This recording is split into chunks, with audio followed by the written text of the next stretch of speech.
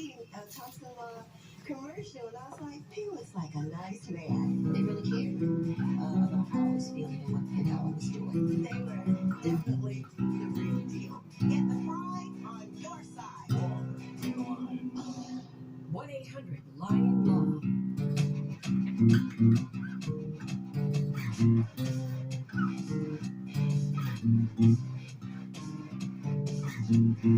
You're not even using a pick, are you? You turning it, honey? Huh? You turning it? Yeah. Put new strings on it later. There's no better time for a holiday than to retailer for Hall American Summer Complete Insurance beginning at 5 p.m. Saturdays and June 12th. Travelers Love take your keeping her ready because we're taking the Cadillac Escalade to afternoon tea at Hotel Crescent Court. Head to cbsdfw.com, then click the yyza101 tab, and don't forget to tag us in your photos. Sponsored by Metroplex Cadillac Dealers. This is CBS News, Dallas Fort Worth at 11 a.m. Right now, we're in the investigation into what happened at this Dallas apartment complex that's left dozens of people without a home today. Good morning, this is CBS News, DFW at 11. I'm Karen Borda. We're looking at another week of triple-digit temperatures, but there may be some relief on the horizon. Let's check in with First Alert meteorologist Annalise Parks for a first look at the forecast. Annalise. Hey there, Karen. Yeah, we'll have to wait until later on this week for the potential for any relief. Today, it's all about the heat. In fact, heat advisory going in effect in about an hour. That does include most of the Metroplex and locations out to the west. So what we're anticipating with this is really for actual temperatures to get up to 103. But notice that the feels like temperature could get in that dangerous level of up to 105. We're not there yet, but we're already seeing some really uncomfortable conditions. McKinney right now sitting at 93, feels like 94. There in Fort Worth feels like 93, and it already feels like 96 there from Dallas. So the heat is on. It's going to stay on through the day today. Temperatures up to about 103. We will stay dry, at least in the Metroplex, it looks like, but a slight chance for a stray shower or storm that would be possible if you're out to the east and northeast, places like Paris, Bonham, Greenville. Later this afternoon into the evening hours, it's possible you see a brief area of rain. Most of us, though, having to wait until closer to the weekend. Karen, I will break down those rain chances in just a few minutes. All right, thank you very much, Annalise. Right now, police need your help finding the people responsible for sending 3 children to the hospital after a road rage shooting. It happened in Palm Springs yesterday afternoon on I-20 near Cedarville Road. Police say an 8-year-old boy was shot. He was taken to the hospital and is expected to survive. 2 other children were also taken to the hospital with non-life-threatening injuries. Police are asking anyone who might have seen something to give them a call. And Dallas police are searching for this man who they say attacked 2 women after a hit and run this weekend. It happened on Central Expressway Saturday morning. Shawnee McMillan says she was driving home with a friend when the man sideswiped her car.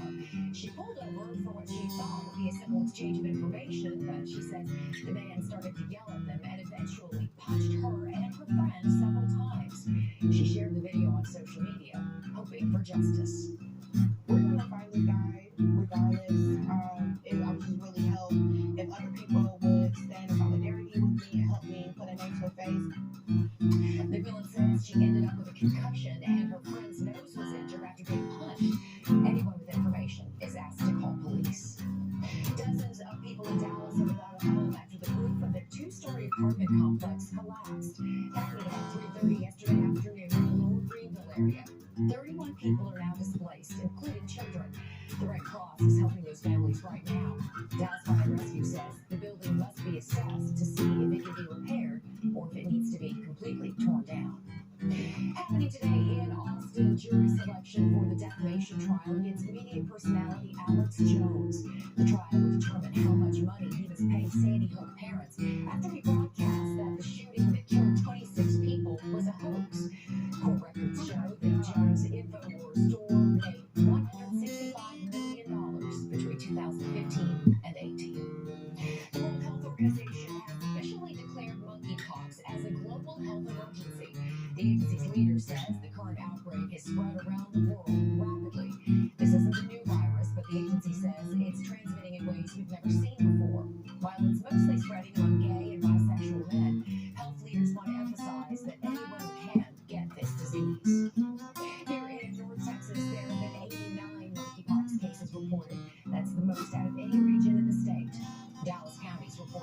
cases.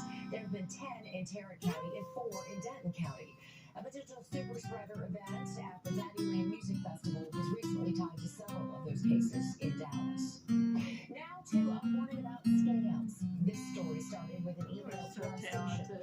A woman told Article Nielsen she was I embarrassed love to admit listening she and watching you. but hopes her story can protect others. It all seemed normal enough. I get just your standard text message. On a Saturday in June, Shanna Coulter received a text message from what appeared to be her credit union. How long have you been Asking, playing, did you honey? attempt a Zelle payment for the amount of $2,000? Immediately, her response, no. Wow. She then got a phone call. When it showed up as my financial How long have you been institution, playing? it showed up as a caller Wow. ID. The call was I know that, but a while is pretty general. as one you may know of your bank. And what happened Since next? you were It's since so locked down. Like, preteen or save since yourself, they even really? make it worse. The man on the other end of the line told Shanna to stop the $2,000 transaction. He needed the code she was just texted by Zelle Security. And despite a warning message that the numbers weren't meant for sharing, her panic state was taken advantage of. Now he had access to Zelle, which I had never used.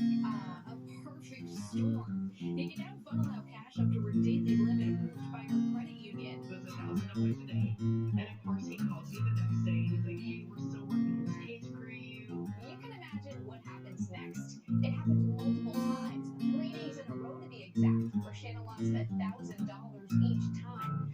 Now, 2 of the days were on the weekend, which she says admittedly seemed odd for a bank, but the scammers were able to talk her out of any concern she had. There's going to be something off, but when you're in that panic mode, you might not be paying attention. It's more common than you think. Amy Racer of the Fort Worth Better Business Bureau says in the past year, Americans have lost over $300,000 to similar scams. And unfortunately, This is what they do for their job. They're scamming people out of liberty, and they have an entire team to put it together. it's their whole life, which means they spend all their time replicating identical callback numbers and bank readings.